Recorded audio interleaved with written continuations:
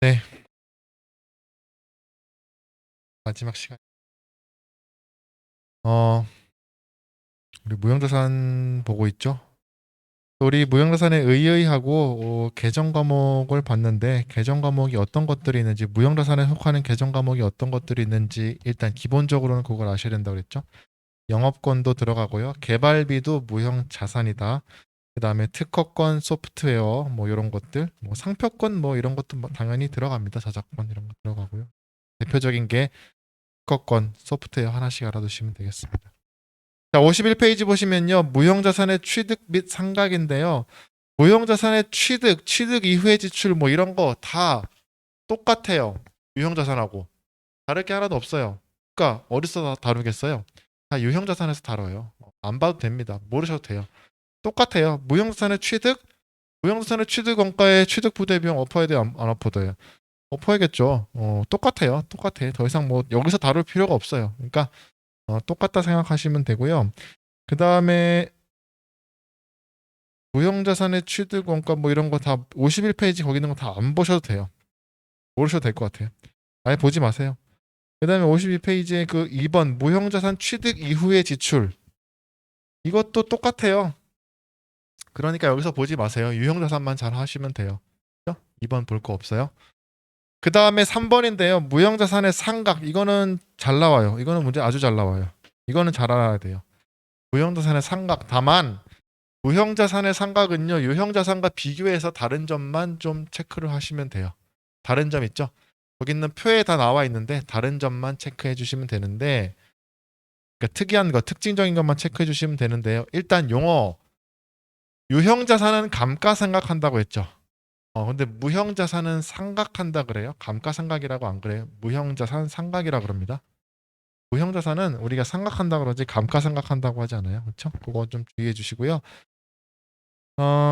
똑같아요. 무형자산의 상각은 무형자산의 원가를 내용연수 동안 합리적인 방법으로 배분하여 이를 비용으로 처리하는 절차를 말한다. 그러니까 유형자산하고 개념은 똑같아요. 똑같습니다. 일단 거기 표에 하나씩 볼까요? 내용연수. 무형자산의 상각의 경우 내용연수는요. 제가 읽어볼게요. 무형자산의 상각 기간은 독점적 배타적인 권리를 부여하고 있는 관계 법령이나 계약에 정해진 경우를 제외하고는 굵은 글씨로 돼 있죠. 얼마를 초과할 수 없으며 20년을 초과할 수 없으며 상각은 자산이 사용 가능한 때부터 시작한다. 일단 20년을 초과할 수가 없대요. 그렇죠?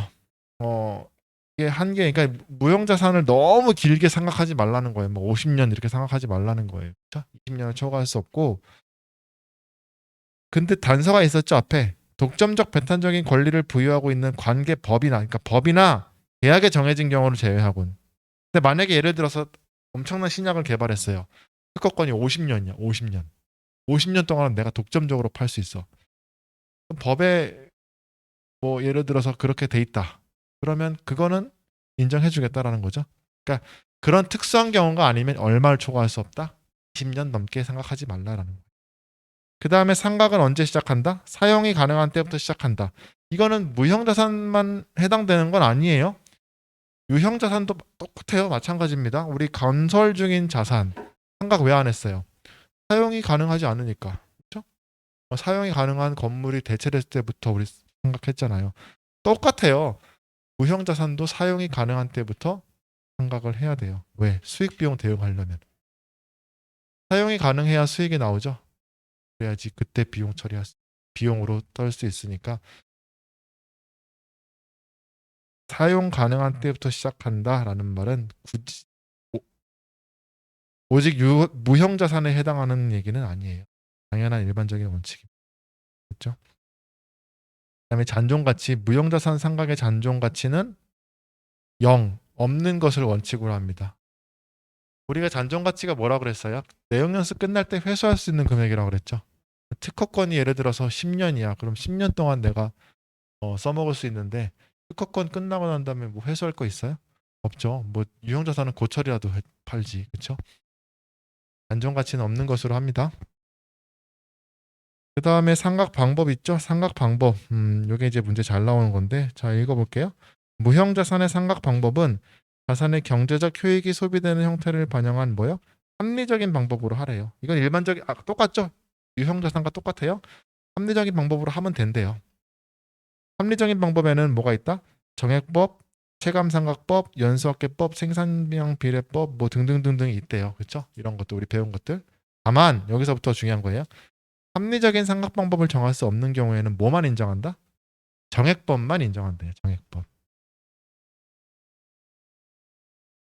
근데 제가 회계사 생활을 하면서 단 한 번도 전 세계 재무제표를 봐서 단 한 번도 전 세계 어느 재무제표를 봐도 정액법 이외로 생각하는 무형자산을 본 적이 없어요.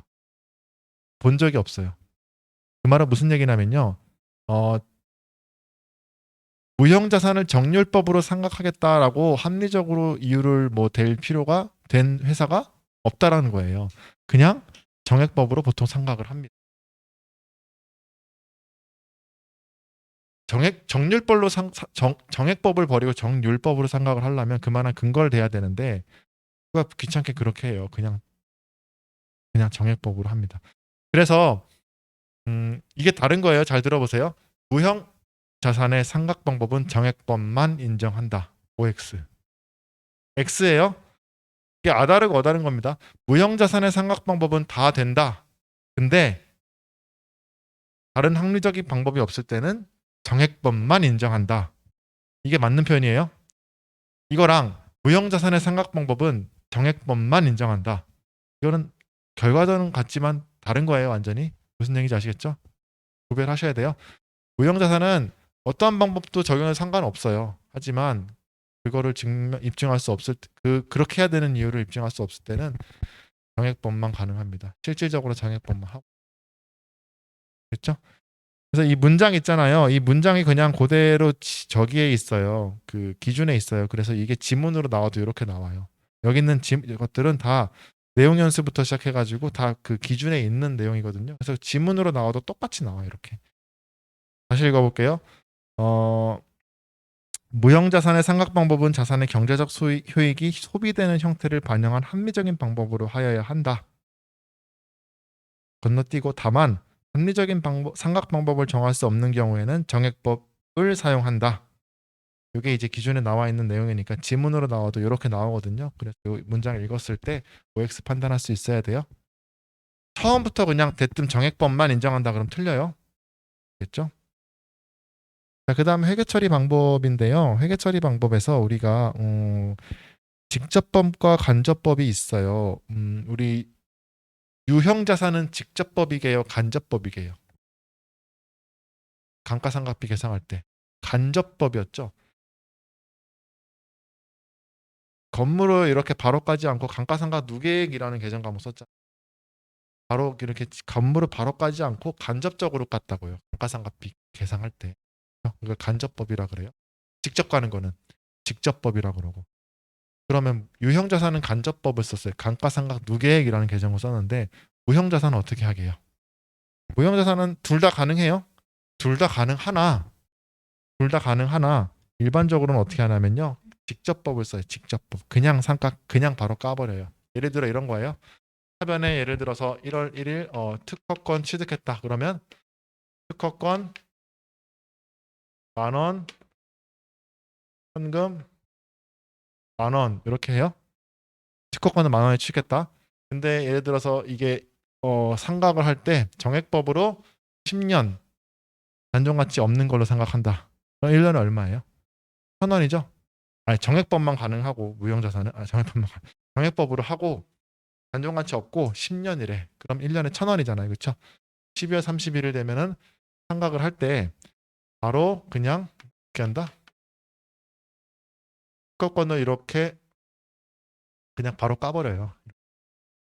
특허권 상각 누계액 이런 거 안 한다. 그 무형자산 상각 누계액 이렇게 안 한다고요. 안 하고 바로 까고 차변에 이 비용 계정 과목은요. 무형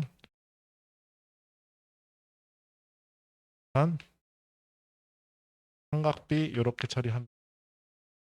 사람에 따라서는요 무형 고정자산 상각비라고 하기도 하고요 무형자산 상각비라고 하기도 해요. 뭐 어쨌든 무형자산 상각비 이렇게 계정 과목 비용 나오는 거예요. 그리고 자산은 바로 그냥 둘 다 가능하나 직접법을 선호합니다. 직접법 아닌 데를 본 적이 없어요. 저도.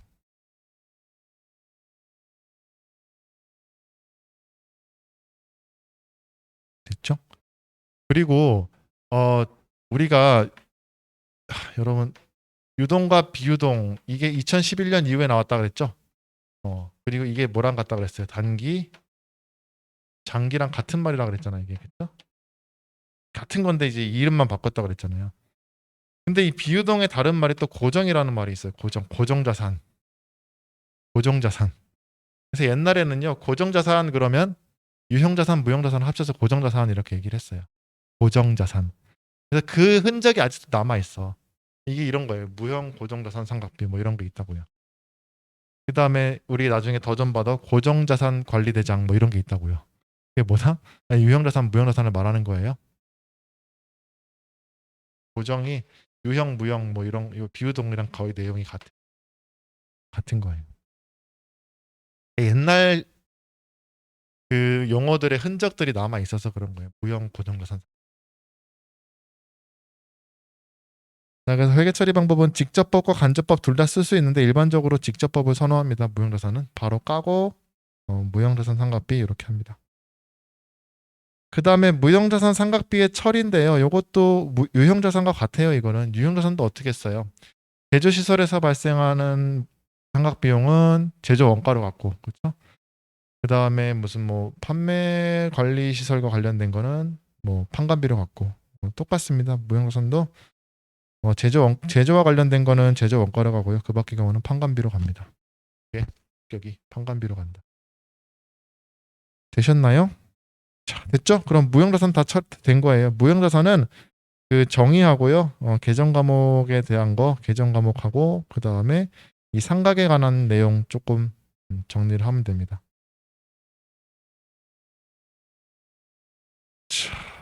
그 다음에 53페이지 보시면 뭐가 있어요? 기타 비유동 자산 있죠? 우리 투자 자산 받고 유형 자산 받고 무형 자산 받고 기타 비유동 자산도 보면 비유동 자산이 끝나는 거예요. 해버립시다. 아예 기타 비유동 자산은요. 우리 비유동 자산 중에서 투자 자산도 아니고 유형 자산도 아니고 무형 자산도 아닌 애들은 다 일로 넣으면 돼요. 우리가 알아둬야 될 거는 한 뭐 요 세 개 정도만 알면 될 것 같아요. 기타 비유동 자산에 들어가는 거 보증금 중에서 임차 보증금이 들어가요. 임차 보증금. 우리가 건물을 빌리잖아요. 그럼 뭐 줘요? 보증금 주죠. 임차하면 보증금 주죠. 그럼 보증금 준 거 나중에 받을 권리가 있어요, 없어요? 받아야지. 퇴실할 때, 퇴거할 때 받아야겠죠? 자산입니다. 임차 보증금이 자산이에요. 임차 보증금 내가 내놨으니까. 그러면은 임대 보증금이라는 계정도 있겠죠. 임대 보증금. 그럼 내가 건물을 빌려주고 보증금을 내가 받았잖아요. 내가 받았으면 나중에 그 세입자가 나가면 뭐 줘야 돼요? 돌려줘야 되죠. 뭐겠어요? 자산이겠어요? 부채겠어요? 부채죠. 임대 보증금이 부채고요. 임차 보증금이 자산입니다. 이게 객관식 문제로 나와요. 다음 성격이 다른 것은. 그러니까 임차 보증금이 자산이고 임대 보증금은 부채. 그것만 좀 구별할 수 있으면 돼요. 됐죠? 내가 빌리고 돈을 줬으면 나중에 받아야 되니까 자산이고 내가 빌려주고 보증금을 받았으면 나중에 돌려줘야 되니까 부채가 됩니다. 일반적으로 보증금은 건물 같은 거를 예를 들면 뭐 장기잖아. 1년 넘어가잖아요. 그러니까 비유동 자산에 있는 거예요. 그 다음에 그 밑에 보시면 매출 채권과 미수금 중에서 이게 매출 채권과 미수금 다 외상이죠. 근데 일반적으로는 뭐 짧지만 긴 게 있을 수 있겠죠. 야, 내가 3년 물건 산 다음에 돈 받아야 되는데 3년 뒤에 받기로 했어. 그건 뭐야? 장기 미수금이죠. 그건 유동이에요, 비유동이에요. 만기가 3년 되면 비유동이잖아. 그럼 여기에 와야 되는 거예요. 매출 채권도 마찬가지예요. 외상 매출금이나 받으러 오니 만기가 넘어가 막 3년 돼. 그러면은 비유동에 넣어야 되니까 여기로 오는 거예요. 그것만 아시. 그러니까 유동 비유동에 따라서 이게 일로 올 수 있겠구나라는 것만 아시면 돼. 됐죠? 오케이. 끝. 그러면 비유동 자산도 끝났어. 우리 필수 분계 한번 해볼까요? 필수 분계.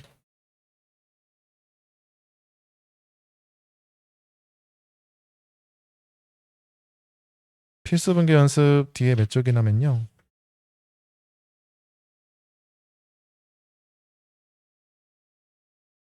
123페이지. 야, 이거 123페이지의 무형자산 필수 분계인데요. 이거는 그냥 바로 같이 볼게요. 너무 쉬워서. 123페이지예요. 그렇죠? 1번 서울대학에 의뢰한 신제품 개발비에 따른 연구 용역비, 신제품 개발에 따른 연구 용역비 1,200만 원을 보통 예금에서 폰뱅킹하여 예체하여 지급하였다. 연구 용역비인데요. 우리 연구 용역비만 이름만 가지고는 이게 연구 단계에서 발생한 건지 개발 단계에서 발생한 건지 어떻게 되는지 아무것도 모르는데 단서를 줬죠. 무형자산으로 처리하래요. 그럼 계정 과목 못 쓰란 얘기예요. 개발비 쓰란 얘기예요. 그래서 보통 예금이 1,200만 원 나가고 하변에 이거를 비용 처리하지 말고 무형자산 개발비로 이렇게 해주시면 돼요. 2번 특허권을 50만 원에 구입하고 대금은 보통 예금에서 인출하여 지급하였다. 뭐예요? 차변에 특허권이라는 계정 과목 쓰면 되는 거예요. 특허권이라는 계정 과목이 있습니다. 특허권. 3번 업무에 사용하기 위해 컴퓨터 소프트웨어를 100만 원에 현금 구입하였다. 현금이 100만 원 나가고 차변에 소프트웨어라는 계정 과목이 있어요. 기억하세요. 나중에 이게 시험 시간에 저보고 그러는 거예요. 소프트웨어가 기억이 안 나가지고 도저히 무슨 계정을 써야 할지 모르겠더라고요. 막 소프트웨어는 뭘 쓰지? 소프트웨어는 뭘 쓰지? 그래서 이랬대요. 소프트웨어를 사면서 무슨 계정 과목 써요? 소프트웨어라는 계정 과목이 있어요. 네. 자, 그 다음에 문제 풀어볼까요? 다 됐죠? 필수 분계도 됐고.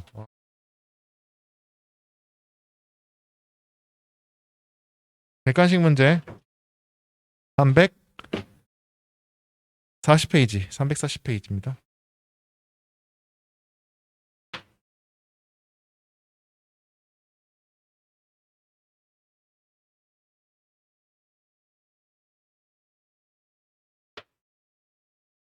(27번인가요) 27번 다음 중 계정 과목 성격이 다른 하나는 무엇인가? 바로 나오네. 그쵸? 개발비는 뭐예요? 무형자산입니다. 특허권은 무형자산이에요. 상표권도 무형자산. 임대보증금은 부채입니다. 부채. 비유동 부채. 임차보증금은 자산. 임대보증금은 부채. 28번 다음 중 무형자산에 해당하는 것만 고르는 것은 특허권 기여 아니에요? 기죠? 영어권? 맞죠? 장기대여금? 이건 무형자산 아니죠. 그 다음에 어디 들어갈까요? 참고로 장기대여금 있어요. 기타 비유동자산에 넣으면 돼요. 기타 비유동자산. 아니다. 얘는 투자자산이죠. 헷갈렸다. 투자자산에 있었어요. 우리 장기대여금. 투자자산입니다. 산업자산권은요? 이거 무형자산 맞아요. 무형자산. 그 다음에 기계장치, 유형자산, 매출채권은 당좌자산이죠. 당좌자산, 유동자산에 당좌자산에 들어가요. 그러니까 무형자산은 특허권, 영어권, 산업자산권 요게 세 개네요. 그렇죠? 자, 29번 다음 중 A에 해당하는 설명을 보기 위해서 모두 고른 것은 요즘처럼 지식과 서비스가 중시되는 사회에는 눈에 보이는 B보다 눈에 보이지 않는 A의 가치가 더욱 중요하다. 그렇기 때문에 기업들이 새로운 A를 확보하고 보유한 A를 지키기 위해 별도의 자원을 쏟아붓는 것은 어찌 보면 당연하다. 보기 특허권, 상표권 등이 있다. 지금 A가 뭐 무형자산에 대한 얘기를 하는 거겠죠. 그렇죠? 특허권, 상표권 등이 있다. 맞는 말이고요.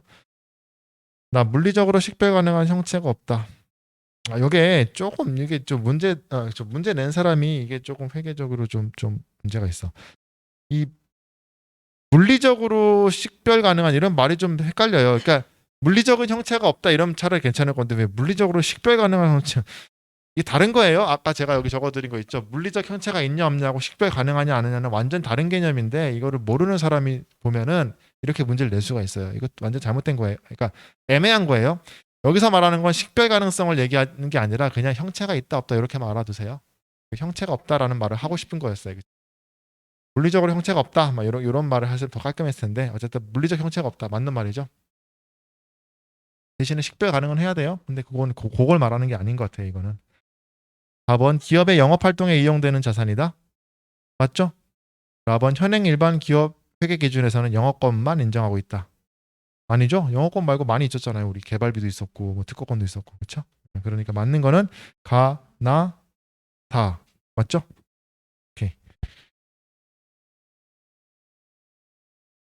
30번 무형자산 상각에 관한 설명으로 옳지 않은 것은 1번 무형자산의 상각기간은 독점적, 배타적 권리를 부여하고 있는 관계 법령이나 계약에 정해진 경우를 제외하고는 20년을 초과할 수 없다. 맞죠? 맞죠? 맞는 말이에요. 2번 무형자산의 상각 방법에는 정액법, 정률법, 연수학계법, 생산량 비례법 등이 있다. 맞아요. 맞는 거예요. 어, 다 가능해요. 기본적으로. 가능합니다. 가능은 합니다. 3번 무형자산의 상각은 자산이 사용 가능한 때부터 시작한다. 맞죠?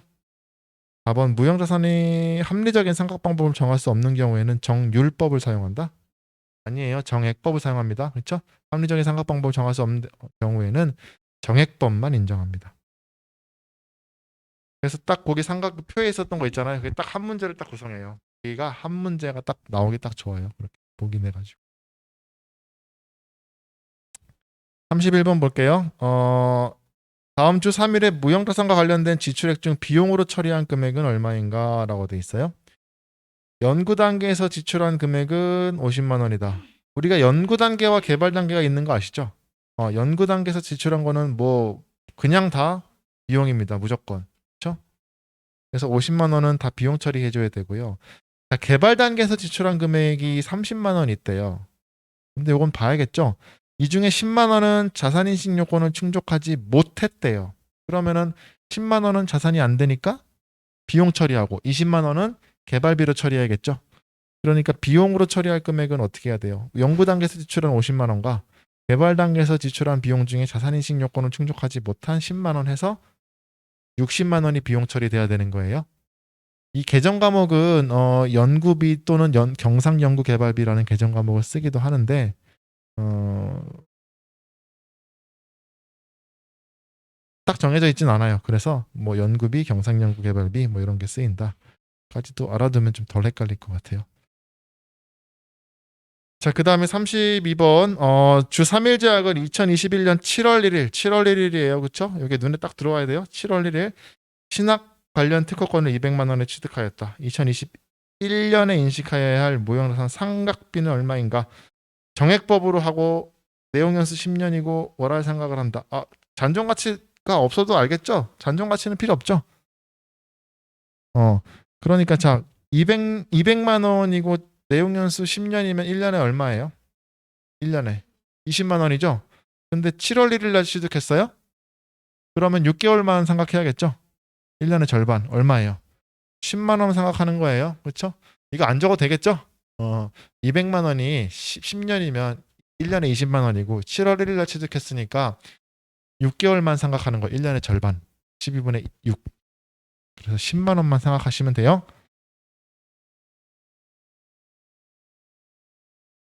33번. 다음은 주 3일에 특허권 취득 관련 자료이다. 2020년 결산 시 무형자산 상각비 계상액은 얼마인가? 구해보세요.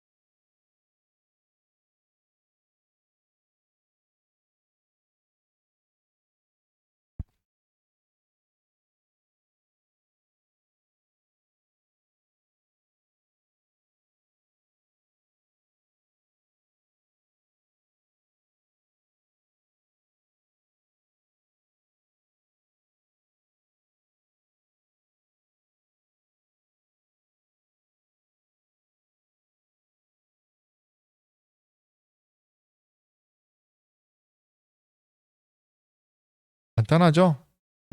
이 취득일이 2021년 1월 1일이고요.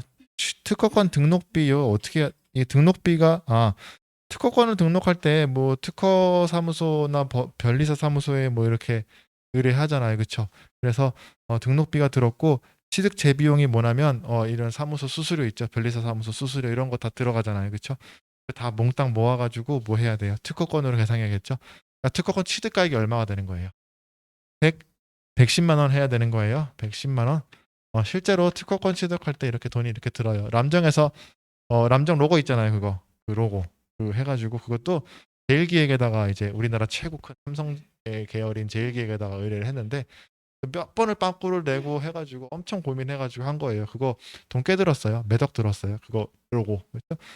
CI라 그러죠. 회사 이제 그 코퍼레이트 아이덴티티 해가지고 그게 이제 하나 결정되면 모든 감정 전체 그 거기에 뭐 모든 마크 명함부터 시작해가지고 모든 거에 다 들어가잖아요. 그러니까 얼마나 돈이 많이 들겠어요. 그렇죠? 그리고 그거 한 다음에 뭐 해야 돼요? 이름 신화 그 로고 같은 그런 거 어떻게 시안 다 짜고 그게 또 다른 나라에서 쓰이면 안 되니까 전 세계에다 다 공통적으로 또 등록을 해야 돼요. 함부로 외국에서 쓰면 안 되니까 그렇죠? 그래가지고 그 돈 엄청 많이 들겠죠? 해외에 이런 거 비슷한 거 쓰는 게 있는지 없는지 다 해가지고 다 신화 월드로 할 건지 신세계로 할 건지 뭐 해가지고 엄청 해서 그거를 알아보고 하는데도 돈이 엄청 듭니다. 그거 뭐야 상표권이죠? 그런 것도 마찬가지로 이렇게 딱 해가지고 그 수수료 있죠? 수수료가 다 들어가야 돼. 다 들어가야 돼. 그렇죠? 그래서 그렇게 하시면 되고요. 그 다음에 특허권 취득일이 내용에서 5년이죠. 그러면은 마지막에 상각비 계산할 때 어떻게 계산하면 되는 거예요? 110만 원. 110만 원을 5년으로 나누죠. 12분의 몇이에요? 12죠? 그럼 얼마예요? 22만 원? 22만 원이 무형자산 상각비 이렇게 하시면 되는 거예요. 22만 원. 그리고 22만 원 특허권은 바로 깔 수 있죠. 이렇게 22만 원. 바로 이렇게 직접 상각하면 됩니다. 그렇죠? 판매비와 관리비예요. 얘는 판매비와 관리비. 그렇죠? 네, 됐습니다. 됐고요. 자, 그럼 무형자산까지 다 끝났고 우리가 이제 실제 비유동자산까지 다 끝났어요. 다음 주에는 부채, 자본, 수익, 비용, 결산까지 다 해서 다 끝날 거예요. 다음 주가 조금